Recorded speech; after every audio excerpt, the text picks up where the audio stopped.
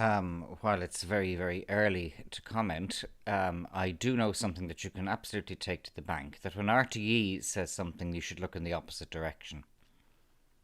Now, there's been a lot of Brian O'Donovaning around what's happening in Belarus, but you must take a closer look at what's going on and who is approved and who is not approved.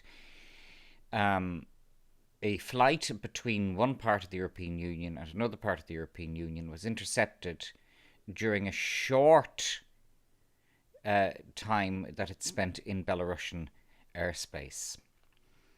And, RTE has ever since been absolutely crying their eyes out and doing a whole load of Brian O'Donovaning over it. If you don't know what I mean, look it up. Um, but that, of course, is not the full story.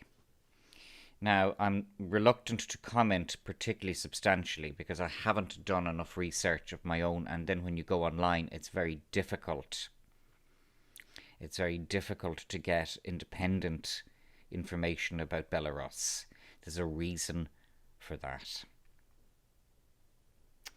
Now, what has happened has been the RTE version of events is that a civilian Ryanair jet was flying over a little slice of Belarusian airspace, and the big bad Belarusian army intercepted the plane and brought it down into Minsk and kidnapped an extremely intrepid journalist who was on the plane. Now, with social media, we have to accept, in Ireland, for example, we have the Journal. That's establishment, woke establishment social media. I don't know much about the journalist who was taken off the plane in Minsk. But I suspect that this may be, as much as anything else, a gesture by the Belarusian government to say, we're not just going to toe the line here. Because what is extremely significant about Belarus is that it has not, or Belarus as it's now called, it used to be called Belarus or various different names, it's Belarus. What's particularly significant about Belarus is that it has not in any way played the COVID-19 game. So that's a big tell for me. Another thing is that its president, Alexander Lukashenko, is very much in the mould, from what I can see, of the likes of Assad in Syria, or Putin in Russia, or Trump. In other words, he's a strongman and he's a nationalist. We hear about how, barbaric and backward and dreadful a place Belarus is.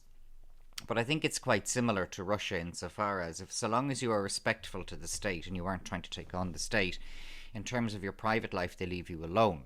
Well, that's more than can be said for here, because in Ireland, I noticed a growing authoritarianism, and not just authoritarianism, but intrusion by the state into people's private lives from 2009 onwards, all the way up to today. So what happened in 2020 wasn't any new thing. People have been groomed towards it. Fine Gael were always talking about the need to reform this and reform that, but every reform that's been brought in has been about curtailing due process, curtailing people's individual rights to get it into the courts or that kind of thing. So all the reforms have been authoritarian in Ireland from 2009 to today, and I mean all. So you must ask the extent to which the Belarus government or the Belarusian government intrudes into the lives of its people. Again, it's very, very hard to work it out. But certainly from the start of the coronavirus hysteria in 2020, Lukashenko, who's the president of Belarus, just refused to play ball. To the extent that the Russians actually began to seal the border, because they have an open border, no custom control between Russia and Belarus. But the Russians bought further into coronavirus than the Belarusians did. They didn't buy into it at all. And they haven't had any significant amount of death or destruction, much more than, say, Ireland. So in that context, Belarus is a free society, and a much freer society than Ireland, unless the Irish government has now laid down an agenda for it to a date in the future when all of this is going to be over and when we're going to be back to the way we were, at least in February of 2020, although I would prefer it to be February of 2008, to be honest with you. That would suit me. All of the various different reforms that have come in since Brian Cowan became Taoiseach, where the mentally handicapped woman is tarnished.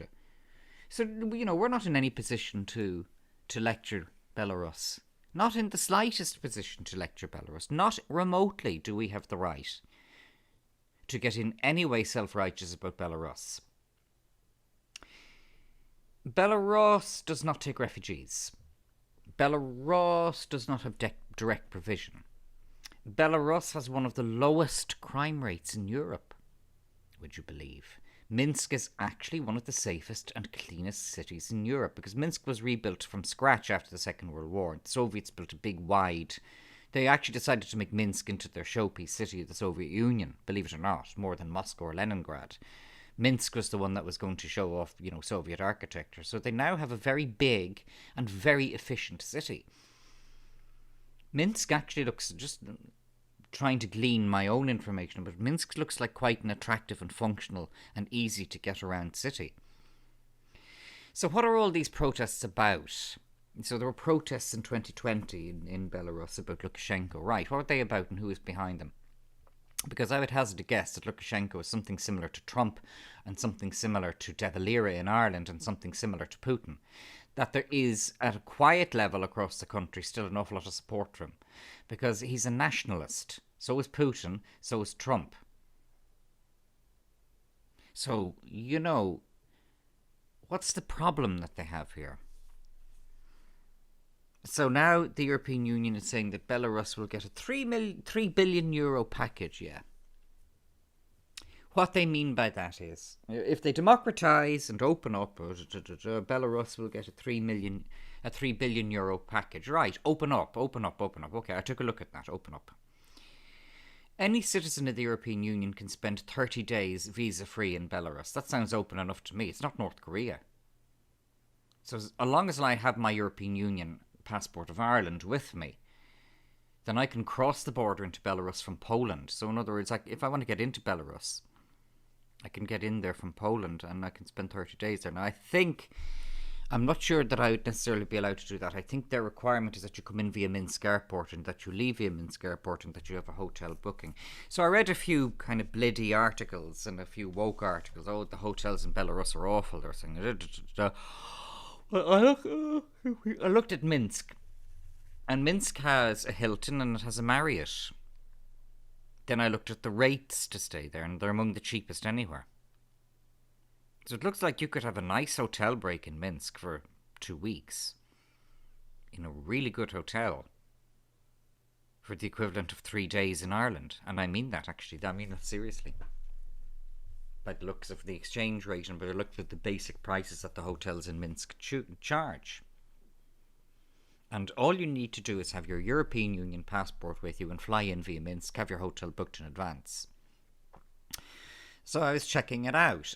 It has diplomatic relations with the Republic of Ireland. So we use the Lithuanian embassy in Minsk. That mightn't be a good thing at the moment. But anyway, we don't have an embassy of our own in Minsk, but it is delegated to Lithuania's embassy. So we do have diplomatic relations with Belarus. I think my own observation of Belarus is that it is akin to Ireland in 1958. That is not said facetiously or in any way exaggeratedly. It's still very homogenous. It's still basically closed borders in terms of who they give citizenship to. It has an open border relationship with Russia the way we did with the UK from 1922. It's not overdeveloped, it's not particularly globalised. It has a fairly slow pace of life the way we did. And it has a strongman leader the way we did with De Valera. Don't forget De Valera. And don't forget, by the way, once De Valera left and once RTE started in 1960, don't forget how much gaslighting has been done about De Valera from then up to today continuing. Oh, De Valera was, right-wing and he was this and he was that and he, De Valera was the last nationalist Taoiseach of Ireland. Also, De Valera had an interest in Northern Ireland, a genuine interest in Northern Ireland. No Taoiseach since De Valera has given a fuck about Northern Ireland, frankly. So I looked at an interview recently with Lukashenko, and I think he's about 70, and he looks about 50.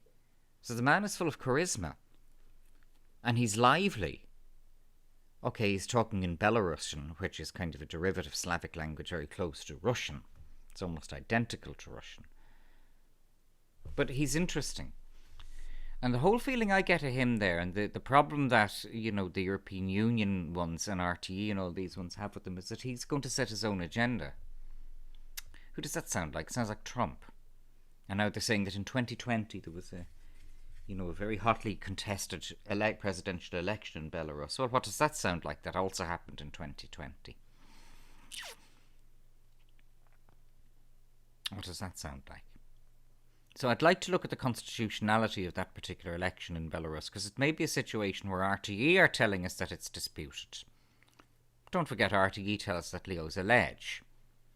So it may be a case that people disputed the election, but that the Parliament of Belarus finally gave it to Lukashenko. If they did, then it's not disputed. Because the election in America is not disputed. Biden won. It was, what happened up to that point is very hotly disputed, and it's still being disputed. And as every day goes past, Biden's tenure is becoming more and more shaky, and his validity and credibility is becoming more and more shaky. Now, some of the kind of QAnon normies are saying, will Trump be coming back? No, he won't, because if Biden is removed from office, then Kamala Harris will become president, and they may well be angling for that. Wouldn't rule that one out. So, the next chance for Trump to get into the presidency is 2024.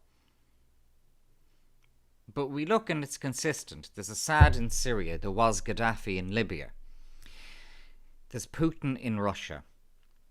There's Lukashenko in Belarus. And there's Trump in the United States. They were all refusing to play the globalist game. And it's funny how the globalist game and wokeness and COVID-19 all correlate, how they all tie in with one another. So this is one to watch, Belarus. That's all I'll say at this stage. It's very hard to get any accurate information. I cannot read Belarusian or Russian. I don't understand the languages. If I did, I'd be in a stronger position. RT News may be interesting as well, because your man Lukashenko doesn't have very much to worry about, really. Because what'll happen is, it'll be a situation, if they,